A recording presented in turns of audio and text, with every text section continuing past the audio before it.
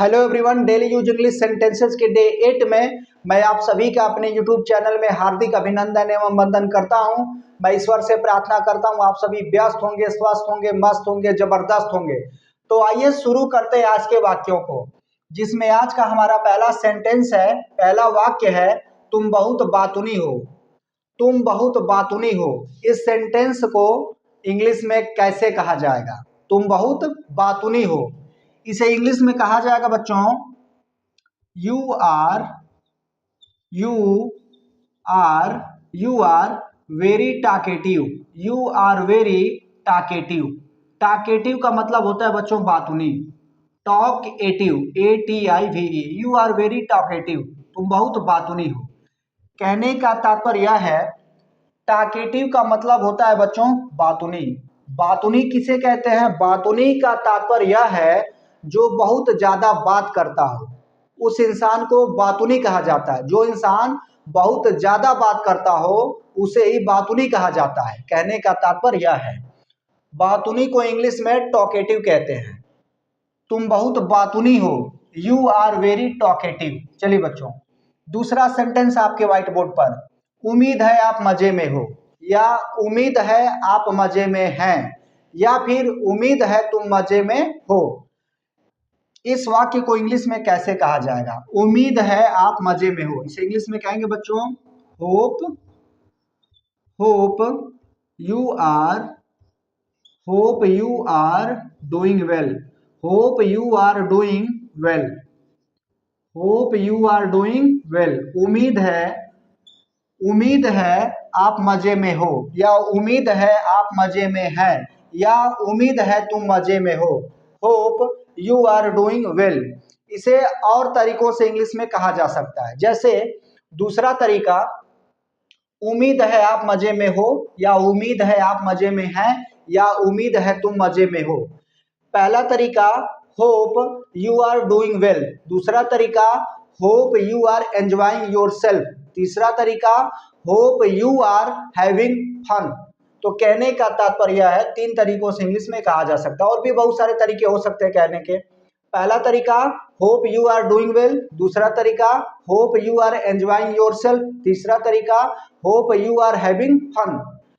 चलिए बच्चों, तीसरा सेंटेंस आपके व्हाइट बोर्ड पर, तुम आजकल क्या कर रहे हो। तुम आजकल क्या कर रहे हो, या फिर आप आजकल क्या कर रहे हैं, दोनों बातें एक ही हैं।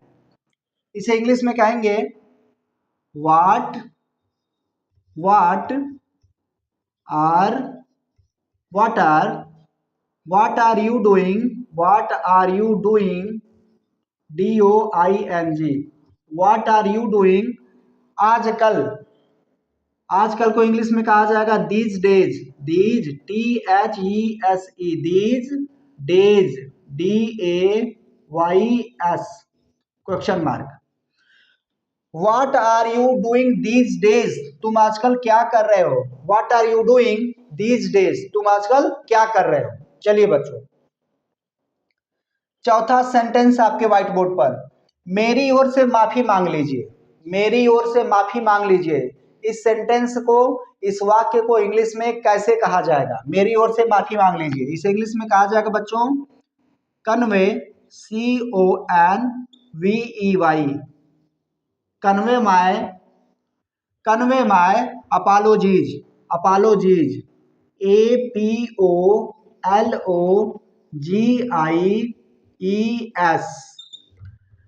कन्वे माय अपोलॉजीज, मेरी ओर से माफी मांग लीजिए, कन्वे माय अपोलॉजीज। चलिए बच्चों, पांचवा सेंटेंस आपके व्हाइट बोर्ड पर, तुम ऐसा कैसे कर सकते हो। तुम ऐसा कैसे कर सकते हो, इस वाक्य को इंग्लिश में कैसे कहा जाएगा? तुम ऐसा कैसे कर सकते हो, इसे इंग्लिश में कहा जाएगा बच्चों, how can you do this. How can you do this. How can you do this, तुम ऐसा कैसे कर सकते हो। How can you do this. चलिए बच्चों, how can you do this, तुम ऐसा कैसे कर सकते हो। छठवां सेंटेंस आपके व्हाइट बोर्ड पर, घबराओ मत, इसे इंग्लिश में कैसे कहेंगे? घबराओ मत या चिंता मत करो। घबराओ मत या चिंता मत करो, इसे इंग्लिश में कहेंगे बच्चों, डोंट वरी।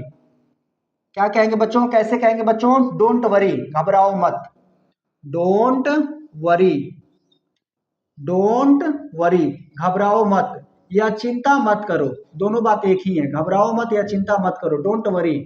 चलिए बच्चों, 7वां सेंटेंस आपके व्हाइट बोर्ड पर, क्या तुम्हें पता है या क्या तुम जानते हो या क्या आप जानते हैं। इस सेंटेंस को इंग्लिश में कैसे कहा जाएगा, डू यू नो, इसे कहेंगे बच्चों डू यू नो। क्या तुम्हें पता है, क्या तुम जानते हो, क्या आपको पता है, क्या आप जानते हैं। Do you know, do you know, KNOW, क्या तुम्हें पता है, क्या आपको पता है, क्या आप जानते हैं, क्या तुम्हें पता है, डू यू नो। चलिए बच्चों, डू यू नो, घबराओ मत, इसे इंग्लिश में कहेंगे डोंट वरी।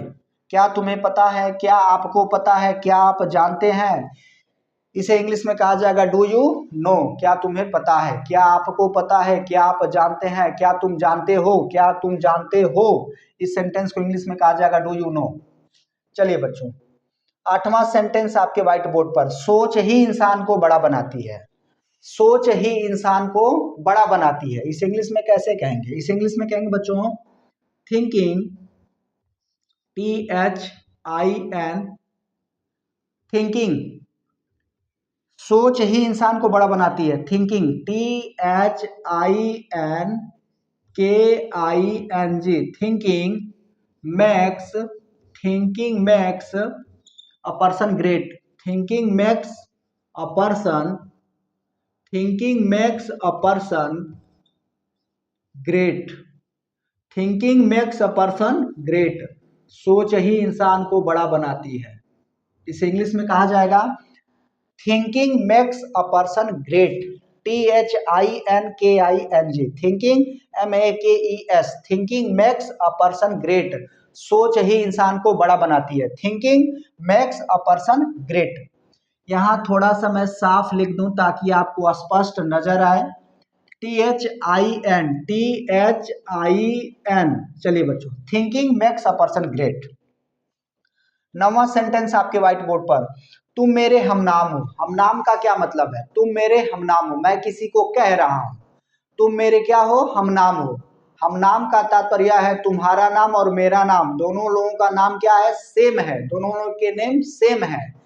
तो कहने का तात्पर्य है मैं सामने वाले व्यक्ति से कह रहा हूं तुम मेरे हमनाम हो, अर्थात तुम्हारा नाम और मेरा नाम, दोनों लोगों का नाम सेम है, जो तुम्हारा नाम है वही मेरा नाम है, तो कहने का तात्पर्य है उसे हमनाम कहा जाता है।